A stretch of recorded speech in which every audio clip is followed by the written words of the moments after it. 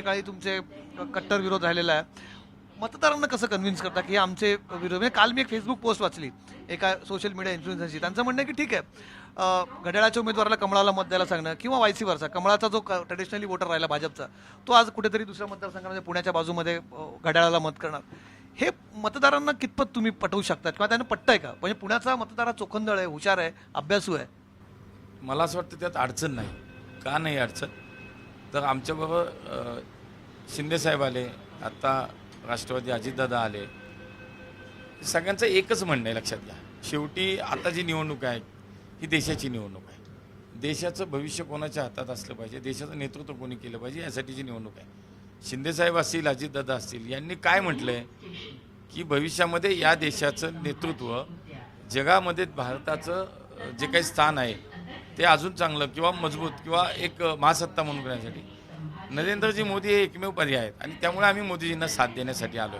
त्यामुळे स्वाभाविक नागरिकांपर्यंत हा मेसेज आहे ना की ठीक आहे, राजकीय तुम्ही विचार वैचारिक मतभेद होते तुमचे तर होते, पण आज एका लाईनवरती आलो ना आम्ही एकत्र. विरोधी उमेदवार आहेत दंगेकर, त्यांचा गेल्या वेळेस त्यांनी एक पोटनिवडणूक जिंकली.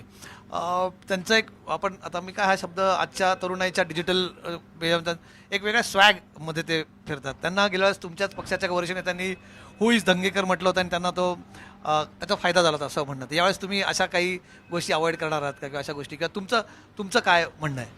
नाही, शेवटी बघा, एखाद्या विधानसभेची पोटनिवडणूक आणि देशाची सार्वत्रिक निवडणूक, शेवटी परिस्थितीमध्ये संदर्भ काय लावायचे, तिथले वातावरण काय आणि मतदार काय विचार करतो याच्यावरती ती निवडणूक जाते. ही पर्सनल लेवलची निवडणूकच नाही आहे. तुम्ही पैलवान होतात, तुम्ही पैलवानगिरी करा. हो. आता आहे का, सुरू आहे की बंद आहे? नाही, आता ते शेवटी कुठलाही एखादा खेळ खेळताना त्याला एक वयाची मर्यादा असते. आता कधीपर्यंत खेळलात आणि कुठल्या लेवलला कुस्ती खेळलात तुम्ही? मी राष्ट्रीय स्तरापर्यंत कुस्ती केली. मी कोल्हापूरला होतो, माझं कॉलेजही तिथं झालं, मी तालीमही तिथंच केली. मी राष्ट्रीय स्तरापर्यंत मी साधारणतः 97-98 पर्यंत कोल्हापूर 96-97 पर्यंत होतो. कुठला आखाडा बरा वाटतो? राजकारणाचा आखाडा बरा आहे का कुस्तीचा आखाडा बरा आहे? लाल मातीचा आखाडा कधी चांगला वाटला की शेवटी तिथे एक खेळीमेळीचं वातावरण असतं.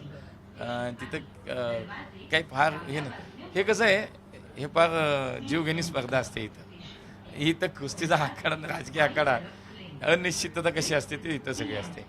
पण शेवटी ठीक आहे, तिथं आखाडा मारला, इथे आखाडा मारायचा आहे. डावपेच कुठले सोपे असतात, कुस्तीचे का राजकारणाचे? तर ते दोन्ही विषय वेगळे आहेत. कुस्तीचे डावपेचही तसं पाहिलं तर काही सोपे नसतात. प्रतिस्पर्धी, त्याची ताकद, त्याचं कौशल्य, त्याचे डावपेच आणि आपले डावपेच, इथं त्या मानाने त्यापेक्षा बरं सोपं असतं. लवकर कळतं समोरचे डावपेच. राजकारणातले तिथं काय झालं, तिथं कमी वेळ असतो तुमच्याकडे, कमी वेळा तुम्हाला कुस्ती करायची आहे, टाईम असतो, त्यामुळे कळतं डावपेच काय असेल, काय करू शकतं. त्यामुळे आपल्याला प्रतिडाव डोक्यात असतो. तुमचे वस्ताद कोण आहेत नक्की राजकारणातले? सुरुवातीला माननीय मुंडे साहेबांचं बोट धरून मी राजकारणात आलो आणि त्यांच्यासोबत खूप वेगळं. आज स्वाभाविकपणे देवेंद्रजी आहेत. ठीक आहे. मुरलीधर मोहोळजी, खूप खूप आभार तुमचे, तुम्ही हा वेळ दिलात. पण पुण्यातला तुम्ही म्हणतात की मेट्रोचं जाळं आता पसरतंय, वाढणार आहे. पुणेकरांना याच्यापासून लवकर सुटका मिळावी आणि हे सगळे मुद्दे प्रचारात असा अशी आमची इच्छा आहे. पुण्याची एक वेगळी ओळख आहे, तीच टिकून राहावी अशी ओळख आहे. त्या कामासाठी तुम्हाला खूप खूप शुभेच्छा.